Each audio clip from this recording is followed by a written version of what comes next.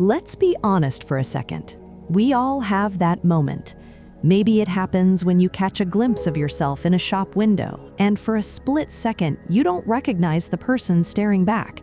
Maybe it's when you see a photo of yourself from 10 years ago and realize just how much life has happened to your face since then. Or maybe it's that morning you wake up, put your feet on the floor, and feel a stiffness in your back that wasn't there yesterday. In that moment, a very quiet, very real fear sets in. We wonder, is this it? Is this the decline? How much time do I have before I can't do the things I love? We spend billions of dollars every year on creams, dyes, and surgeries to hide the passage of time.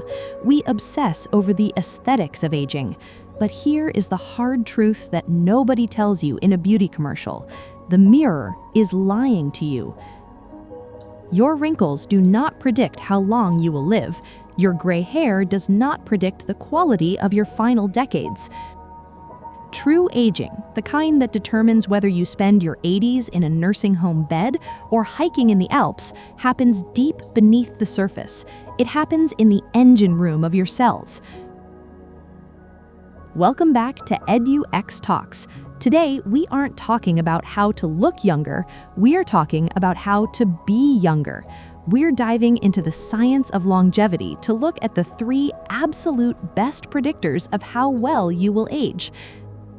These are the metrics that doctors and scientists look at to determine your biological age versus your chronological age. If you want to know what your future looks like, you need to stop looking at your face and start looking at these 3 things. Let's get into it. The first predictor is something that most people ignore until it's too late. It is the efficiency of your engine. In medical terms, we call this your VO2 max.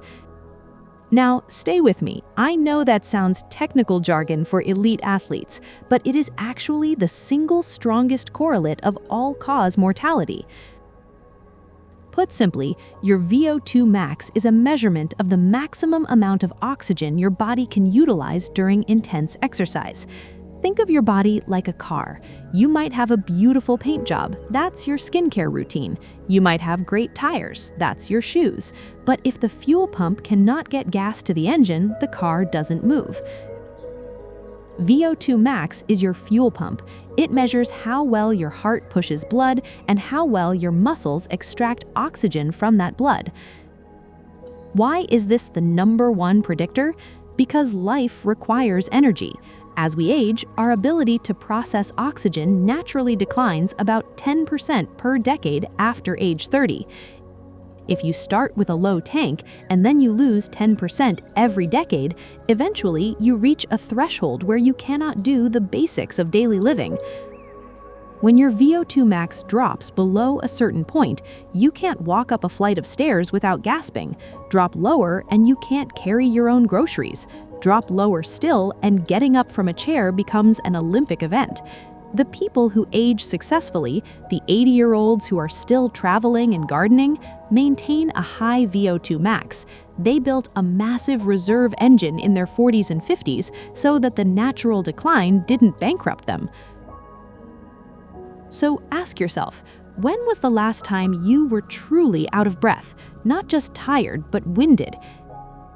If you want to predict your aging, you need to get comfortable with being uncomfortable. You need to train that engine. Now, let's move to the second predictor. This one surprises almost everyone. It's not your cholesterol and it's not your blood pressure. It is your grip strength. Yes, you heard me right. How hard you can squeeze your hand is a profound crystal ball for your future health. You might be thinking, what does my hand have to do with my heart or my brain? Grip strength is what we call a clinical biomarker. It is a proxy for your overall muscular integrity and robustness. If you have a weak grip, it is highly likely you have general muscle atrophy throughout your entire body. Here is the reality of aging that is terrifying but preventable: sarcopenia. Sarcopenia is the age-related loss of muscle mass. After age 30, if you aren't actively doing something to stop it, you are losing muscle. Muscle is not just about looking good in a t-shirt. Muscle is an organ. It is the organ of longevity. Muscle protects your bones from breaking when you fall. Muscle acts as a sponge for blood sugar, preventing type 2 diabetes. Muscle releases signaling molecules that help your immune system. When you look at the statistics, frailty is the leading cause of losing independence, and frailty begins with the loss of strength. If you cannot open a jar, you are statistically more likely to suffer a catastrophic fall in the next 5 years. The best predictor of a healthy old age is entering your senior years strong. You want to be the person who can lift their own suitcase into the overhead bin on an airplane at age 75. That requires muscle, so do not fear heavy weights. Embrace resistance. Your future independence depends on it. So, we have the engine, VO2 max, and the chassis, strength. But there's a third predictor, and quite honestly, this one is the one that science ignored for too long.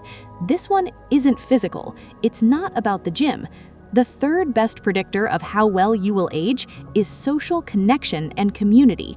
This comes directly from the Harvard study of adult development, one of the longest-running studies on human life ever conducted. For over 80 years, they tracked men from their teenage years all the way to old age. They wanted to know who lives the longest and who stays the healthiest. They thought the answer would be the guys with the best genetics or the most money or the lowest cholesterol. They were wrong. The people who aged the best were the people who were the most satisfied in their relationships. Here is the biological mechanism. Loneliness is a poison. Chronic loneliness triggers the same stress response in the body as a physical attack. It floods your system with cortisol, it raises inflammation, and it suppresses your immune function.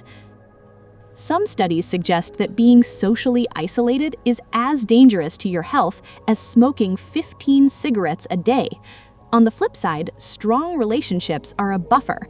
When you have a community, people you can call at 3 a.m., friends you laugh with, family you feel safe with, it actually calms your nervous system. It reduces the wear and tear on your arteries.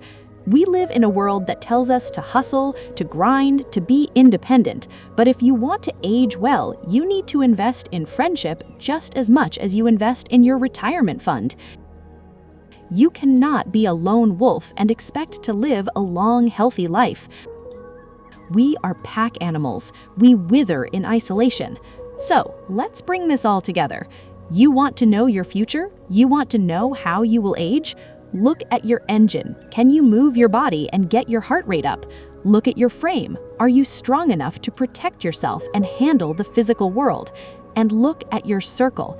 Do you have people who love you and who you love in return? Aging is inevitable, but decay is optional. You have so much more control than you think. The decisions you make today to go for that run, to lift that weight, to call that friend are writing the story of your future self. Don't wait for the diagnosis. Don't wait until the mirror scares you. Start building your reserves today. If you found value in this, if you want to dive deeper into how to master your biology and psychology, make sure you hit that subscribe button. This is EDUx Talks, and we're here to help you learn better so you can live better. I'll see you in the next one.